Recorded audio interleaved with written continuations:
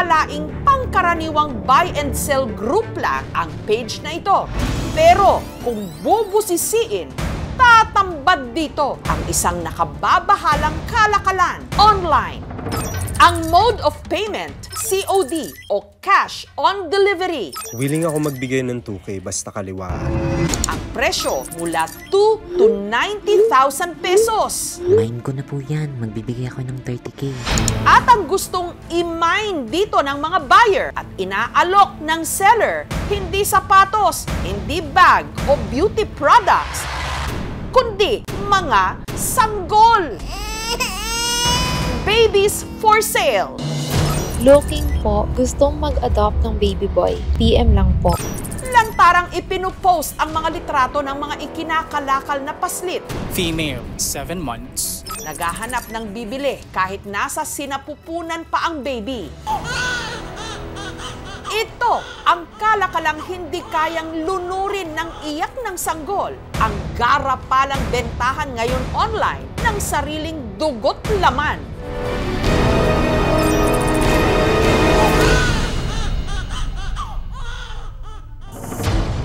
Nito lang May 15, nakatanggap ng tip ang PNP Women and Children Protection Center na di umano may isang middleman kasama ang isang ina na nakatakdang magbenta ng sarili niyang anak. Ang meet-up place, isang simbahan sa Dasmariñas, Cavite. At malaya bang hindi ng iyong hindi mo bala. Hanggang ang mga suspect na timbog ng mga otoridad. Ang nagtatransact talaga ay yung middleman. Ang sinisingil niya dito sa ating undercover is 90,000. 40,000 ay para dun sa middleman at yung 50,000 will be given to the mother. Ang sanggol, ni-rescue ng mga tauhan ng DSWD o ng Department of Social Welfare and Development.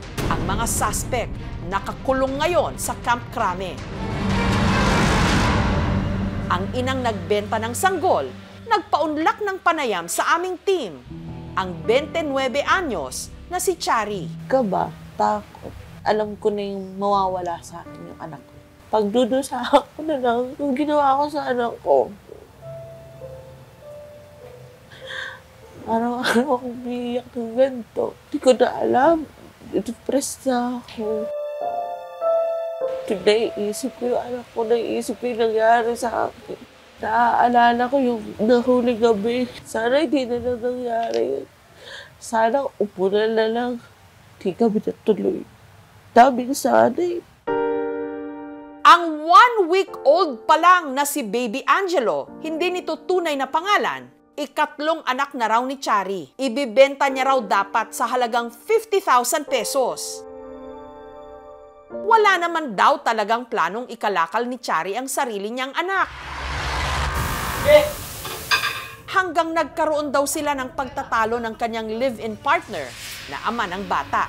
Lagi niya ako inaaway. Stress na ako. Hindi ko na alam yung gagawin ko. Alam ko, mali ko yun. Kaya nga nakikiusap ako sa kanya na baka pwede pagbigyan mo ako na anak mo na ako. Magtatrabaho ako. Dahil sa di umano, konsumisyon, premature o kulang sa buwan na isinilang ni Chari si Baby Angelo. Nakaregister siya. May pangalan na siya. 8 months lang. Emergency CS na dahil nagli-labor na ako. Pero sa kalagitnaan ng kanyang operasyon sa ospital, ang kanyang kinakasama, di umano, naglaho na parang bula. Nag-labor ako, hinihintay siya ng ospital. Hindi na siya nagpakita.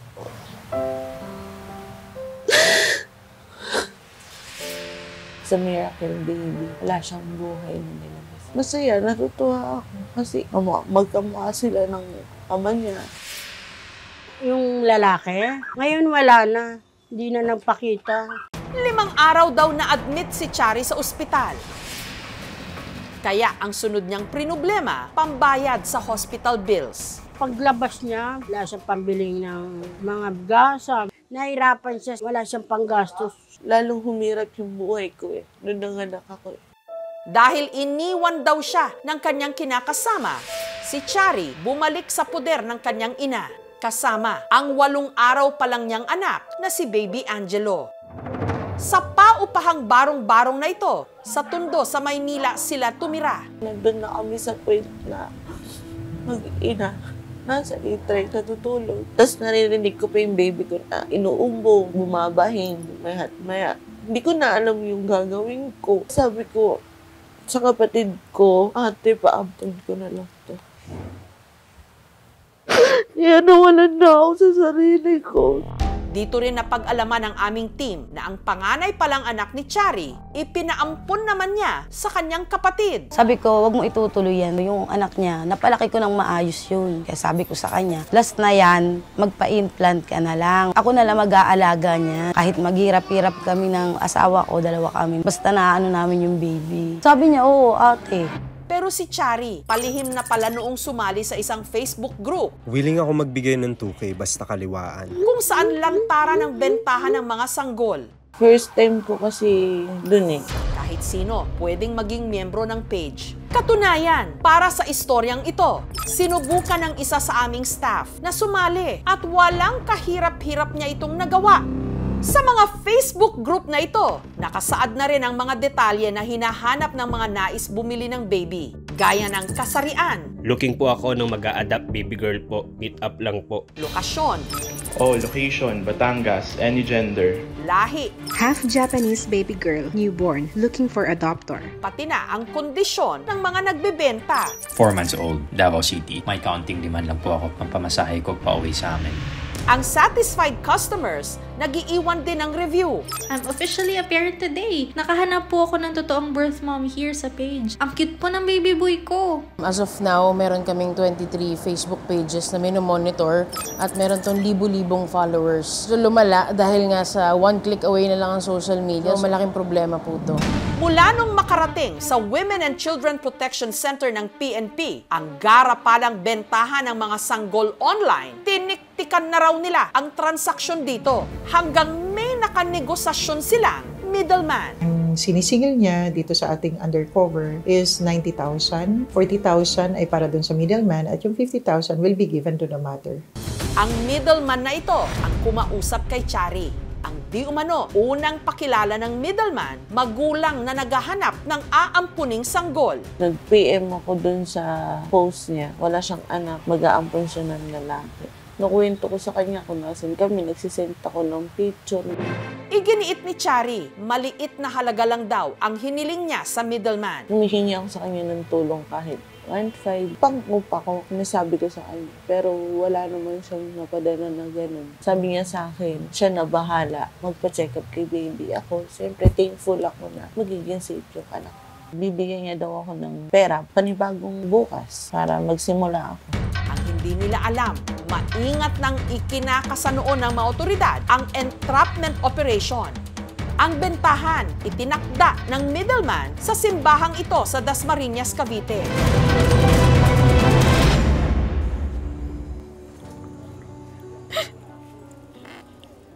Sabi niya, Mama, papatake up ko lang tong baby. Tapos hindi na po sila umuwi. Hindi ako pumunta sa check-up ko. Dinala niya kami doon sa may gilid ng simbahan. Dito na natuklasan ni Chari na middleman lang pala ang kanyang katransaksyon at ang kausap naman nitong buyer, mga operatiba na pala ng pulis.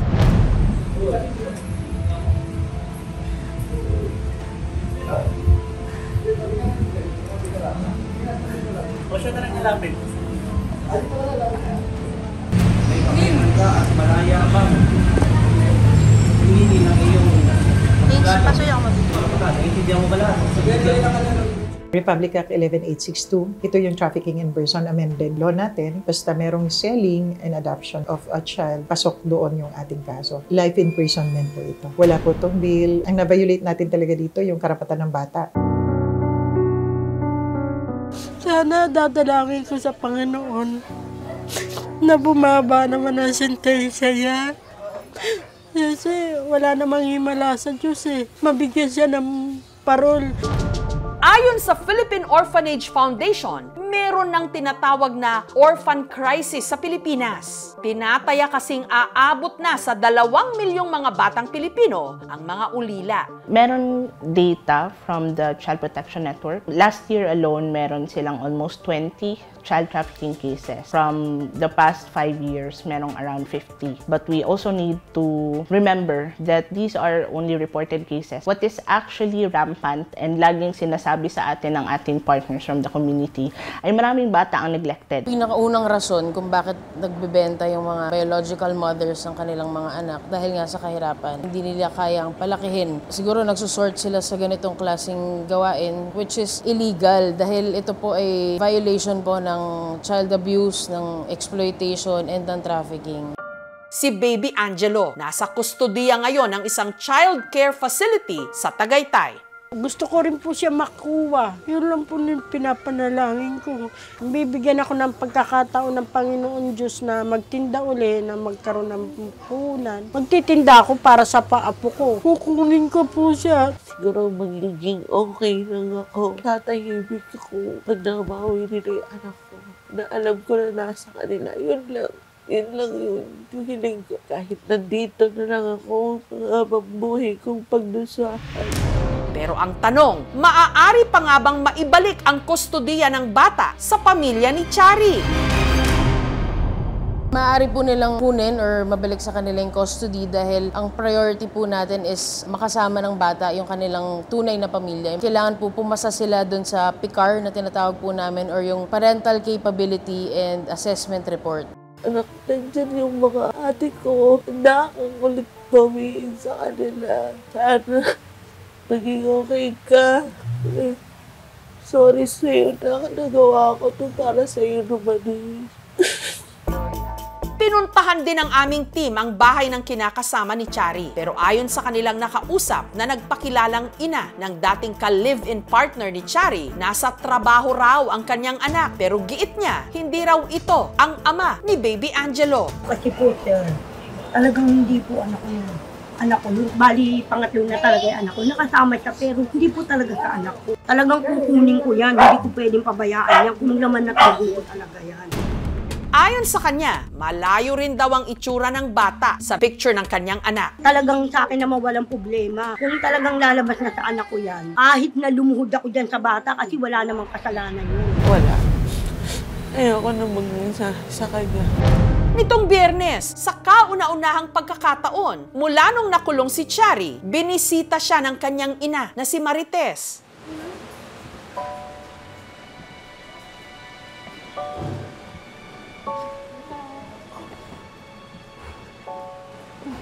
Anak, yata mo sarili mo ha. Sa kabila ng nagawa ng kanyang anak, ang ina. Oo. Sige na, pinapata. Wala yun anak, patawarin na kita. Sige. Huwag ang kasalanan ko sa inyo. Okay lang yun. Ilang Mia? Sabi ng pulis, umiiyak ka daw. Pilit na niyapos ni Marites ang kanyang anak. Kahit pa, hinaharangan sila ng malamig na rehas.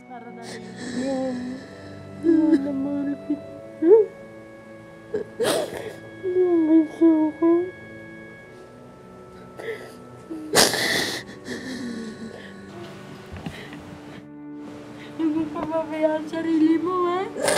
Ha? Si baby, hindi pa namin makukuha daw. Matatagalan. Pero makukuha din daw namin siya.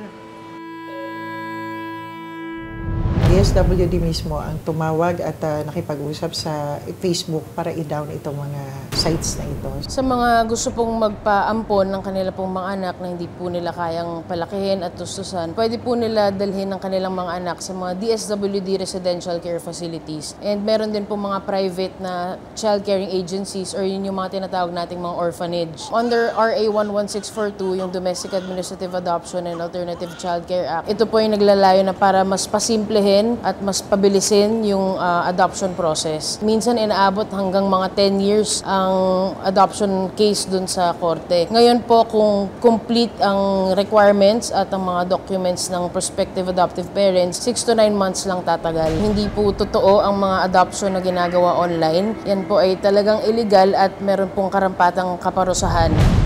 Ang problema ng kahirapan hanggat hindi na sosolusyonan, manganganak at manganganak ng marami pang ibang mga problema. Sa mga nagkaanak pero walang kakayahang buhayin ito, may mga institusyon at sangay ng gobyerno kung saan pwede niyong dalhin ang mga sanggol. Looking po, gustong mag-adopt ng baby boy. Dahil kailanman, hindi dapat sila ikinakalakal. Hindi sila isinilang sa mundo para lang pagkakitaan.